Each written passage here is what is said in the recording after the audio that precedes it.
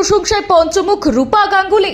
নতুন মুখ্যমন্ত্রীকে নিয়ে কি বললেন রূপা? নতুন তথ্য ফাঁসের পর তোলপাড় রাজ্য রাজনীতি। হঠাৎ এমন কি ঘটলো যার জন্য সমস্ত রাজনৈতিক ভেদাভেদ ভুলে খোদ মমতার পাশে এসে দাঁড়াতে হলো রূপাকে? বিরোধী নেত্রীর মুখে মমতা বন্দ্যোপাধ্যায়ের প্রশংসা শুনে এখন জোর চর্চা শুরু হয়েছে রাজনৈতিক মহলে। বাংলার রাজনীতিতে তারা দুই মেরুর নেতা, একজন রাজ্যের প্রাক্তন মুখ্যমন্ত্রী মমতা বন্দ্যোপাধ্যায়, অন্যজন বিজেপির বিধায়ক এবং অভিনেত্রী রূপা গাঙ্গুলি। রাজনৈতিক মঞ্চে একে অপরের বিরুদ্ধে কড়া অবস্থান নেওয়াই এতদিন ছিল স্বাভাবিক ছবি, কিন্তু এবার সেই পরিচিত সমীকরণে দেখা গেল এক ভিন্ন দৃশ্য।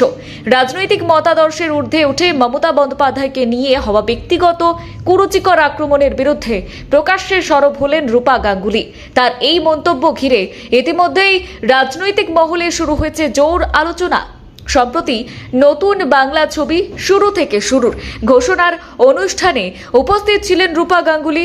অনুষ্ঠান শেষে সংবাদ মাধ্যমের মুখোমুখি হয়ে তিনি বর্তমান রাজনৈতিক পরিবেশ নিয়ে নিজের মত প্রকাশ করেন। বিশেষ করে সামাজিক মাধ্যমে মমতা বন্দ্যোপাধ্যায়কে নিয়ে যে ধরনের কুরুচিকর মন্তব্য, ব্যক্তিগত আক্রমণ এবং বিকৃত ছবি ছড়িয়ে দেওয়া হচ্ছে তার তীব্র সমালোচনা করেন তিনি। রূপা গাঙ্গুলি স্পষ্ট ভাষায় বলেন, তিনি বিরোধী দলে থাকাকালীনও এই ধরনের আচরণের বিরোধিতা করেছিলেন, আর আজ সরকারে থেকেও একই কথা বলছেন। তার মতে কোনো রাজনৈতিক নেতার সঙ্গে মতপার্থক্য থাকতেই পারে, কিন্তু তাই বলে তাকে নিয়ে অশালীন মন্তব্য করা বা বিকৃত ছবি ছড়িয়ে দেওয়া কখনোই গ্রহণযোগ্য নয়। তিনি বলেছেন, এই ধরনের আচরণ পশ্চিমবঙ্গের সংস্কৃতির সঙ্গে কোনোভাবেই মানানসই নয় এবং সুস্থ রাজনীতির পরিপন্থী। উল্লেখ্য, 2026 সালের বিধানসভা নির্বাচনে সোনারপুর দক্ষিণ কেন্দ্র থেকে তৃণমূল কংগ্রেসের প্রার্থীকে পরাজিত করে বিধায়ক নির্বাচিত হয়েছেন রূপা গাঙ্গুলি। নির্বাচনের পরে বিভিন্ন রাজনৈতিক ইস্যুতে তিনি মমতা বন্দ্যোপাধ্যায়ের কড়া সমালোচনাও করেছেন।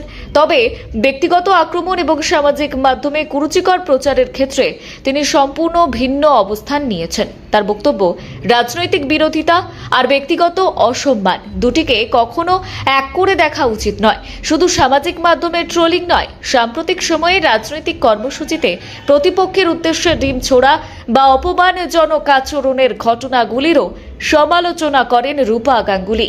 তার মতে, এই ধরনের প্রবণতা একটি অসুস্থ রাজনৈতিক সংস্কৃতির পরিচয় দেয় এবং গণতান্ত্রিক পরিবেশের পক্ষে মোটেও শুভ নয়।